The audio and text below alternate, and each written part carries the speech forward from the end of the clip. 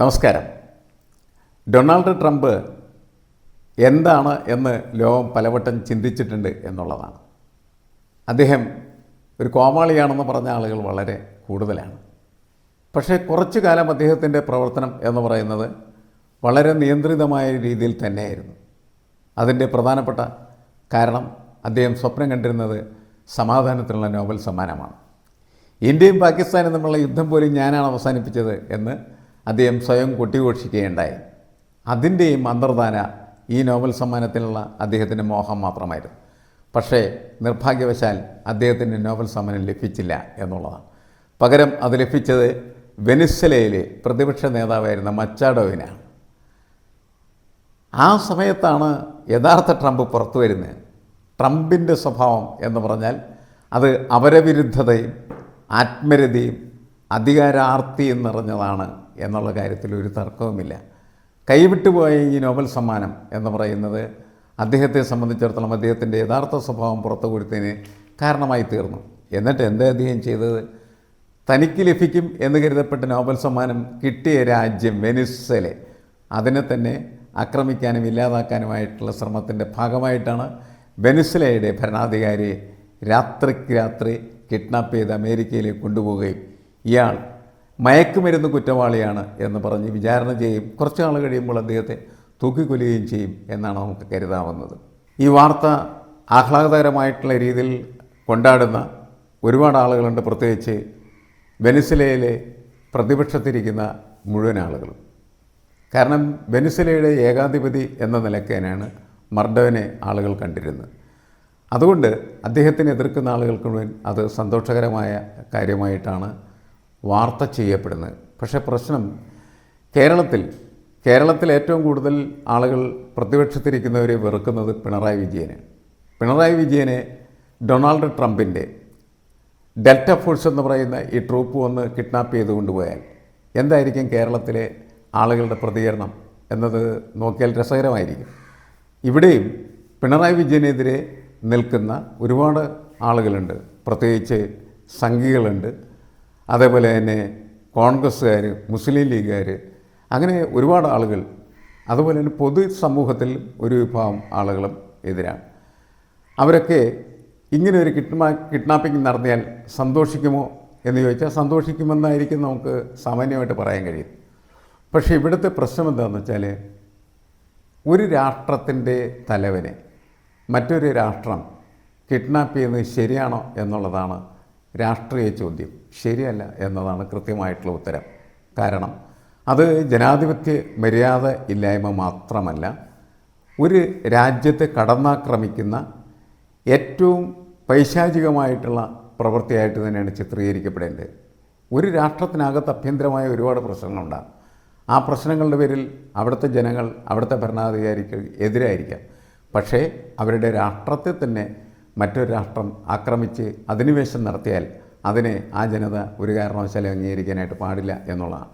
America ആദ്യമായി നടത്തിയ ഒരു അതിക്രമമോ അധിനിവേശമോ ആയിട്ട് നമ്മളിതിനെ കണക്കാക്കരുത്. അമേരിക്കയുടെ ഒരു സ്വഭാവ സവിശേഷതയുടെ ഭാഗം മാത്രമാണ് ഇത്തരത്തിലുള്ള കടന്നുകയറ്റങ്ങൾ എന്ന് പറയും. അമേരിക്ക ആക്രമിക്കാത്ത, അധിനിവേശം നടത്താത്തതായിട്ടുള്ള പ്രദേശങ്ങൾ എവിടെയാണുള്ളത്? ഏത് പ്രവിശ്യയിലാണ് അവർ കടന്നേലത്? ഇന്ത്യ ന്യൂക്ലിയർ പരീക്ഷണം നടത്തിയ സമയത്ത് ഇന്ത്യക്കെതിരെ അതിശക്തമായിട്ടുള്ള പ്രതിരോധവും അതേപോലെ തന്നെ ഇന്ത്യക്കെതിരെ അധിനിവേശവുമായിരുന്നു അമേരിക്ക നടത്തിയിട്ടുള്ളത്. ഇന്ത്യക്കെതിരെ മാത്രമല്ല, ലോകത്തുള്ള എല്ലാ രാഷ്ട്രങ്ങൾക്കും എതിരെ അവർ നടത്തിയ അതിക്രമങ്ങൾ എന്ന് പറയുന്നത് അപലപിക്കപ്പെട്ട അതിക്രമങ്ങൾ തന്നെയാണ്. അതിൻ്റെ ഒരു നിര തന്നെ വേണമെങ്കിൽ നമുക്ക് നമ്മുടെ മുന്നിൽ കാണാം. US കടന്നുകയറ്റങ്ങൾ ഒരു തുടർക്കഥയാണ്. എണ്ണക്കൊള്ളയാണ് അവരുടെ പ്രധാനപ്പെട്ട ലക്ഷ്യം. 1961 അവർ ക്യൂബയെ ആക്രമിച്ചു. ക്യൂബ പക്ഷേ അതിനെ പൊളിച്ചു. അതിന് കാരണം അന്ന് ക്യൂബയിൽ അതിശക്തനായിട്ടുള്ള ഒരു ഭരണാധികാരി ഉണ്ടായിരുന്നു, ഫിദൽ കാസ്ട്രോ. ഫിദൽ കാസ്ട്രോവിൻ്റെ നേതൃത്വത്തിൽ CIA നടത്തിയ അക്രമത്തെ പരാജയപ്പെടുത്താനായിട്ട് ക്യൂബയ്ക്ക് കഴിയും. 64 വിയറ്റ്നാം നിരന്തരമായ പോരാട്ടമാണ് നടത്തിയത്. ഹോച്ചിമിൻ്റെ നേതൃത്വത്തിൽ അമേരിക്കയ്ക്കെതിരെ നടത്തിയ അതിശക്തമായിട്ടുള്ള പോരാട്ടം എന്ന് പറയുന്നത് അവസാനം അമേരിക്ക നാണം കെട്ട് വിയറ്റ്നാമിൽ നിന്ന് പിൻവാങ്ങേണ്ടി വന്നു. 65 Dominican republic, 81 Grenada, 80 Iran, 2001 Afghanistan, 2003 Iraq. ഈ പ്രദേശങ്ങളൊക്കെ അവർ അവരുടെ ആധിപത്യത്തിൽ കൊണ്ടുവരികയും എന്നാൽ അവിടെ നിന്നെല്ലാം ജനങ്ങളുടെ അതിശക്തമായിട്ടുള്ള പ്രതിഷേധത്തിൻ്റെ ഫലമായിട്ട് പിന്മാറേണ്ടതായിട്ട് വരികയും ചെയ്തു. ഇറാഖിനെ ആക്രമിക്കുന്ന സമയത്ത് പറഞ്ഞ പ്രധാനപ്പെട്ട കാരണം സദാം ഹുസൈൻ ജൈവ ആയുധങ്ങൾ നിർമ്മിച്ച് ലോകത്തെ മുഴുവനും നശിപ്പിക്കാനായിട്ട് ശ്രമിക്കുന്നു എന്നുള്ളതാണ്. അതുകൂടാതെ ഇറാഖിൽ ഒരുപാട് ആണവ ആയുധങ്ങളുണ്ട് എന്നും പറഞ്ഞിട്ടായിരുന്നു അക്രമം ആരംഭിച്ചത്. അതൊരു കാരണം മാത്രമാണ്.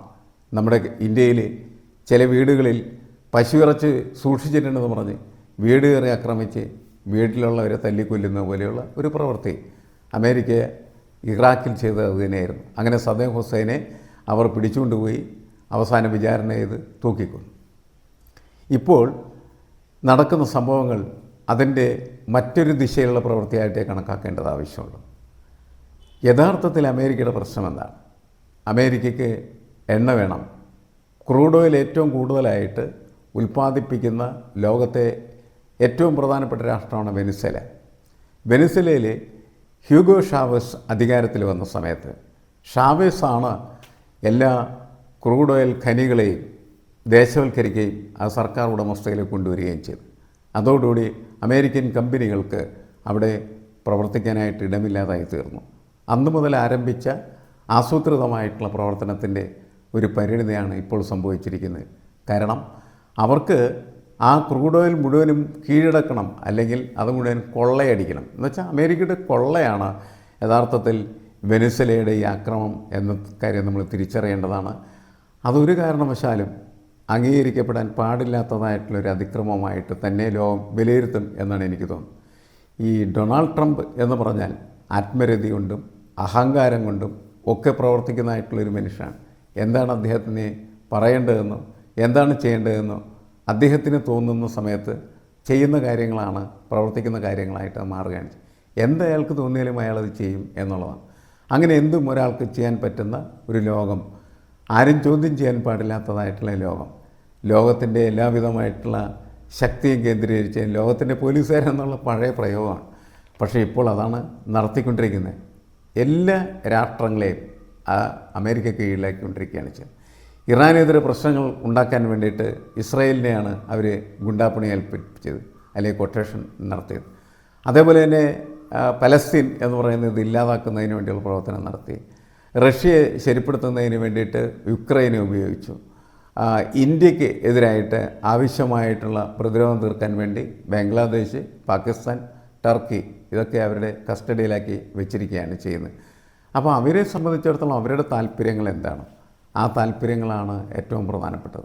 അതിന് വിരുദ്ധമായിട്ട് വരുന്ന എല്ലാ കക്ഷികളെയും എല്ലാ ശക്തികളെയും അവരില്ലായ്മ ചെയ്യും. അതിൻ്റെ ലക്ഷണം മാത്രമാണ്. ഇവിടെ നിന്നത് എങ്ങോട്ട് എന്ന് ചോദിച്ചാൽ അടുത്തത് ക്യൂബ. ക്യൂബയിലായിരിക്കും ഇതുപോലൊരു അധിനിവേശം ഉണ്ടാകാൻ സാധ്യതയുള്ളത്. അത് കഴിഞ്ഞാൽ ഇറാൻ. അപ്പോൾ ക്യൂബയാണോ ഇറാനാണോ എന്നുള്ളത് ട്രംപിൻ്റെ ഓപ്ഷൻ മാത്രമാണ്. എന്തായാലും അമേരിക്കയുടെ ഈ അധിനിവേശം ഒരു തുടർക്കഥയായിട്ട് മുന്നോട്ട് പോകും എന്നതിനെയാണ് നമ്മൾ മനസ്സിലാക്കേണ്ടത്.